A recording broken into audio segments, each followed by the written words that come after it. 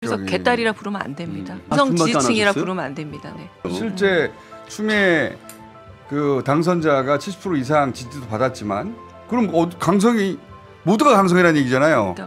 민중의 주체성, 자발성, 또 정책 욕구 표출 방식이 어디로 이동했는가? 민중에서 시민에서 정당원으로 이동하고 있다. 정당원들의 이제 정당한 의사를 반영하는 시스템, 하나의 시대 정신이 돼야 한다. 우리 전호영 교수님이 당선자 워크숍에 가가지고 최근에 크게 불거진 사태 있지 않습니까?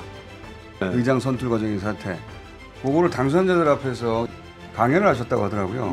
저는 페이스북에 네. 그 감회를 올렸는데 제가 네. 그 강연을 들었다는 사람한테 강연 이후에 전화를 받았어요.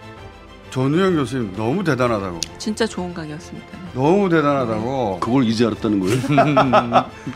그 내용에 막 감동했다고 막 호들갑을 떨길래 빨리 끊어버렸어요.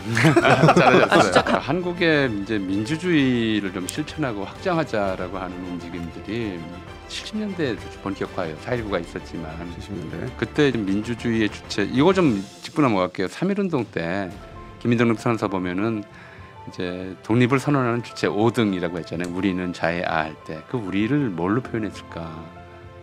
우리를 국민이라고 부르냐? 뭐 그러니까 이제 부르냐? 거기 보면 2천만 땡땡의 성충을 합하여 차를 포명함이며 이런 게 나와요. 땡땡에 들어갈 단어는 이러면 네. 거기에 이제 그 뭐였더라? 당시라면 인민, 민족 다 쓸 수가 있어요. 예. 근데 거기에 쓴 주어는 민중이에요. 그렇죠. 천만 민중의 성충을 합하여 차를 포명함. 그때는 그렇게 썼었어요. 그러니까 이제 독립의 주체이고 그 독립의 주체이자 건국의 주체로서 민중을 선택한 것이고 그래서 대한민국이라는 이름을 지었던 거란 말이에요. 예, 근데 그 민중이라는 개념이 이제 소생한 것이 70년대 민주화 운동 과정이었어요. 그러니까 민중운동 단체들이 있었는데 이 단체들은 반정부 단체였죠. 그 당시에 그렇게 불렀고요. 그러니까 이제 일본 군국주의 잔재와 싸우는 주체가 민중이고 그게 이제 민주화 운동이다라고 해서 민중운동과 민주화 운동이 결합된 시대가 7, 80년대, 90년대까지였었고요. 민중과 민주화를 결합돼 있었죠. 그런데 90년대 특히 김영삼 정부 들어서면서부터 이제 정권의 정통성을 인정하다 보니까 이제 반정부 단체라고 하는 것 자체가 좀 설득력이 떨어지게 되는 거죠. 정당하게 선출된 그렇죠. 정부니까 반정부를 할 수는 없고. 그래서 민중운동 단체 대신에 경실련을 필두로 해서 참여연대 이렇게 시민단체들. 시민단체 시대가 시작돼요. 그렇죠. 그래서 이제 시민의 시대, 민주주의는 이제 최후에 보르는 깨어있는 시민의 조직된 힘이라는 이야기를 노무현 전 대통령이 하셨을 때 그때 바로 이제 시민단체의 시대였어요. 민중과 반국가에서 시민으로 넘어간 거네요. 그냥 민중에서 시민으로 주체가 넘어가는 오케이. 거죠. 이동하는 것이고 시민단체 시대였고 그 시점에서는 시민단체의 이른바 그 신뢰도가 1위였어요. 굉장히 높았죠. 1위였어요. 네, 참여연대 네, 뭐 이런 데가 다 분위기 좋았어요. 뭐 국회는 제일 밑에였고 시민단체가 맞아요, 1위였고 맞아요. 이랬단 말이에요. 근데 그로부터 한 20년 지났어요. 근데 지금은 시민단체도 정말 어려워요. 신뢰도도 최하위권으로 떨어졌어요.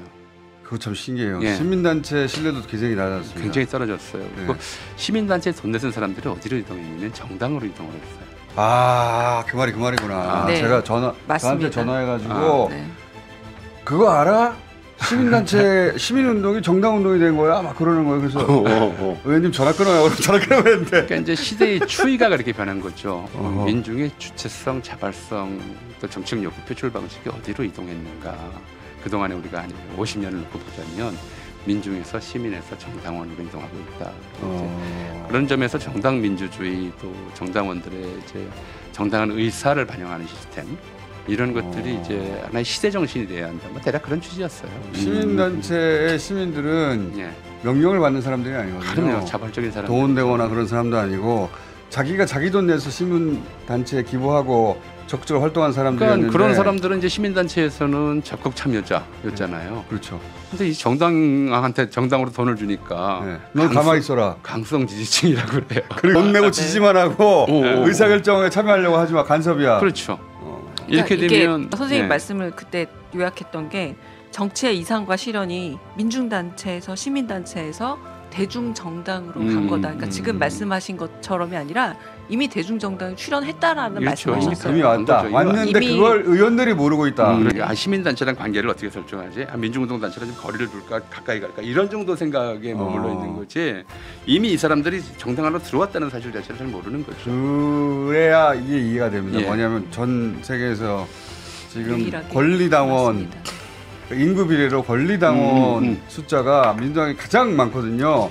그러니까 다른 나라에서 아직 겪어보지 못한 현상을 우리가 최전선에 겪고 있는 거예요. 지금. 그러니까 권리당원 120만 한 번이라도 예. 돈을 보신 분이 200만 이상 어우. 그리고 정당 가입자가 500만 이게 전 세계에서 가장 많은 거예요. 중국 공산당원이 한 1억 명 돼요. 이런 게 거기 그러니까 인구 대비하면 인구 대비라면 그러니까 민주당이 더 많아요. 아, 그렇구나. 왜 이렇게 많아졌느냐? 예. 그 이유를 쭉 설명하신 거예요 지금. 그리고 왜 이런 요구가 있느냐? 그렇게 성격이 변했다 정당의 성격이. 그래서 개딸이라 부르면 안 됩니다. 당연하죠. 근데 그러니까 그거 지금 강성 4분밖에 안 지지층이라 하셨어요? 부르면 안 됩니다. 네. 그것도 확 줄여야 되니까. 그래서 강성 지지층이라는 게 말이 안 되는 거예요. 예. 그럼 실제 추미애 그 당선자가 70% 이상 지지도 받았지만 그럼 강성이 모두가 강성이라는 얘기잖아요. 그러니까 맞습니다. 그 근데 개딸이 멸칭이 아닌데 네. 그걸 우리끼리 쓰는 애칭인데 근데 그러니까. 강성이라는 말이 기시감이 있지 않아요? 강성 노조에서 지금 맞아요. 파생된 말이잖아요. 그때는 좀 무식한 국회의원들도 서로 있었어요. 지금은 없고요. 예, 모르겠어요. 이제 보좌관이 써준 걸 읽는데 국회에서 읽는데 강경 세력이라고 했잖아요. 강경세. 그거를 강편 세력이라고 읽었어요. 한자 한자라서. 한자로 썼는구나. 비슷하게 생겼지. 이제 그때부터 이제 강경 세력, 강편 세력 그러면 뭔가 이제 급진, 폭력 이런 것들하고 연상시키게 되니까 일종의 좀 그 언술이라고 하죠.